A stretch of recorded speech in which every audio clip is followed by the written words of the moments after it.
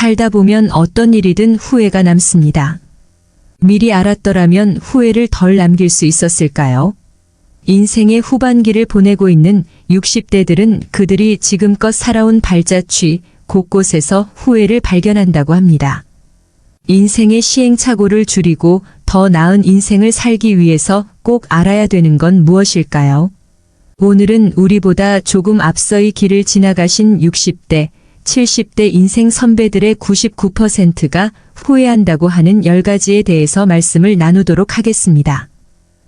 첫 번째, 더 많이 저축하라. 지금의 60대는 6.25 전쟁 끝나고 조금 나라가 안정될 때 태어난 세대당. 갑자기 인구가 늘어나면서 경쟁은 치열해지고 평등의식이 생겨나고 민주화 운동으로 어수선했던 시절을 온몸으로 살아왔다. 대부분은 유년기와 청소년기에 가난하고 많은 형제들과 어렵게 살았다. 그리고 자식들 공부시키는 것이 지상의 목표였고 자신이 다 하지 못했던 것들을 자식들에게는 해주고 싶었다. 가난이 싫어서 더 많이 저축하고 싶었다. 그리고 나름 열심히 살았다. 그러나 능력은 미치지 못했고 부모 부양하고 자식들 뒷바라지하느라 알면서도 더 많이 저축을 못했을 뿐이다. 가난한 부모를 만나고 형제 많은 장남으로 태어났으면 의무감으로 더더욱 힘들었었다. 지금은 더더욱 돈이 중요하다는 사실을 절대로 잊지 않고 있다. 하지만 그때는 저축할 여유가 없었을 뿐이다. 두 번째, 배우자의 소중함을 느껴라. 60대 되어서 배우자가 옆에 있다면 그야말로 그것 자체가 천복이다. 하지만 모두가 배우자와 더불어 늙어가는 게 아니다. 소중함을 느끼고 싶어도 이미 배우자 먼저 하늘나라로 갔거나 백년해로 하고자 서약했지만 살다 보니 서로의 인연이 어긋나서 이혼을 한 경우도 있다.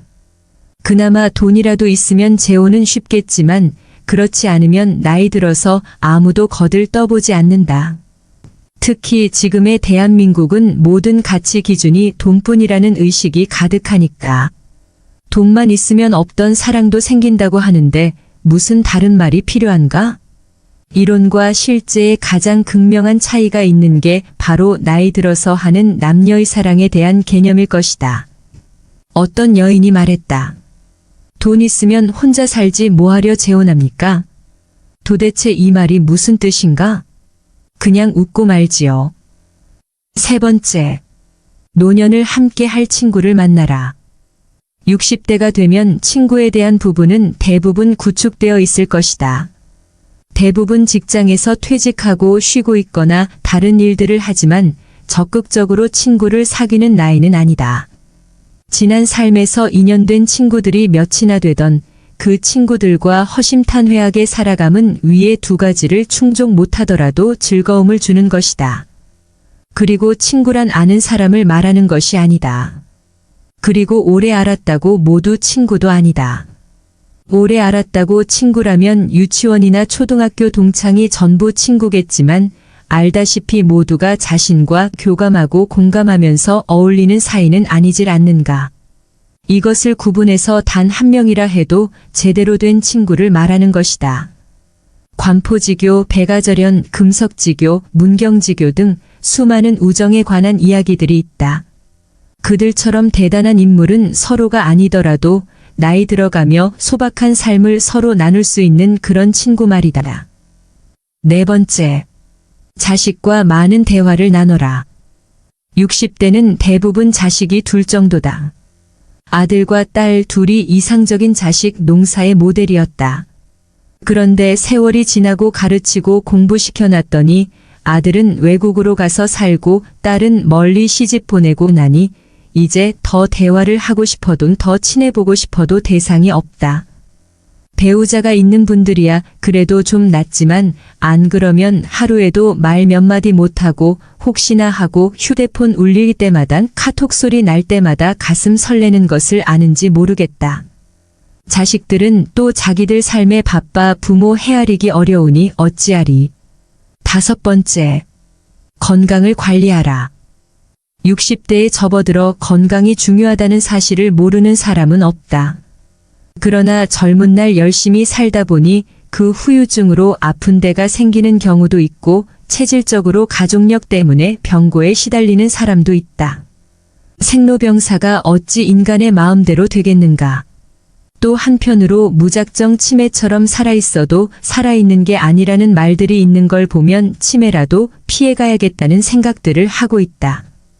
필자도 건강관리라는 말 자체에 얽매이는지 걷기라도 일시간하고 나면 안도하는 느낌이 든다.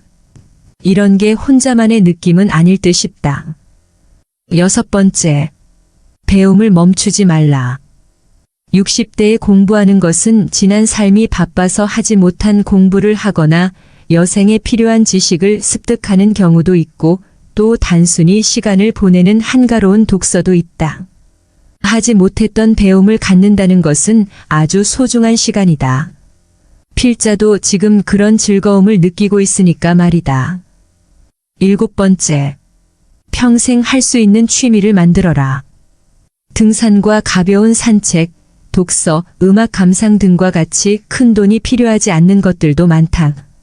하지만 경제력이 없으면 불가능한 취미들도 있고 이미 취미를 갖기에 기력이 딸릴 수도 있다. 나이와 건강에 맞는 취미를 개발하는 것은 아주 중요한 노후의 요건임에는 틀림없다. 8번째, 일기를 쓰고 기록을 남겨라. 필자의 경우는 해가 바뀔 때쯤에 엑셀로 내년의 1년 달력을 늘 만들어 왔다. 그리고 초등학생처럼 일기를 쓰진 않았지만 하루의 중요한 일들을 메모해 온 지 20년 정도 되었다. 20년 전 오늘을 볼 수 있다.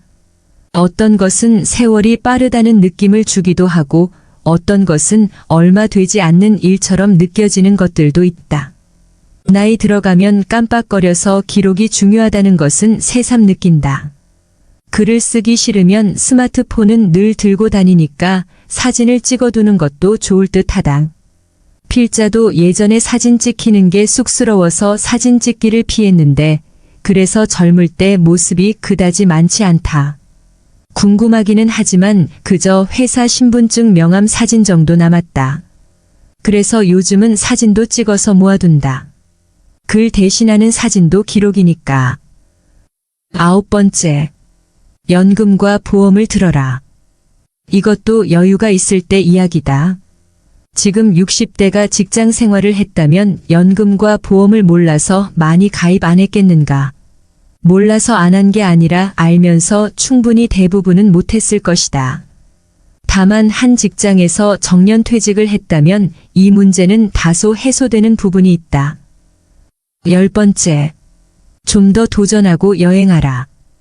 60대에 경제적으로 안정되고 건강하다면 도전하고 여행할 수 있다. 그렇지 않다면 이 또한 희망사항일 뿐이다. 요즘 젊은이들이 욜로족이라 해서 지금을 즐기자는 문화가 있는데 부럽기 그지없다. 그래도 되는 세대에 살기 때문이다. 그 부모들이 그럴 수 있게 만들어 주었기 때문에 누릴 수 있는 것이다. 먹고 사는 게 힘들다면 그것은 불가능한 것이니까. 그런 여건을 만들어준 부모들은 이제 힘이 빠지고 그때를 아쉬워할 뿐이다. 그래도 오늘 할 수 있는 것이 있다면 지금 바로 여기서 시도해야 한다. 자신에게 전속된 고유한 삶을 자신답게 사는 것이 가장 중요하기 때문이다. 어떤 것도 각자의 삶에 관여할 권리는 없다. 특정한 형태를 가진 삶도 없다. 그동안 수고한 60대의 모든 삶을 응원합니다.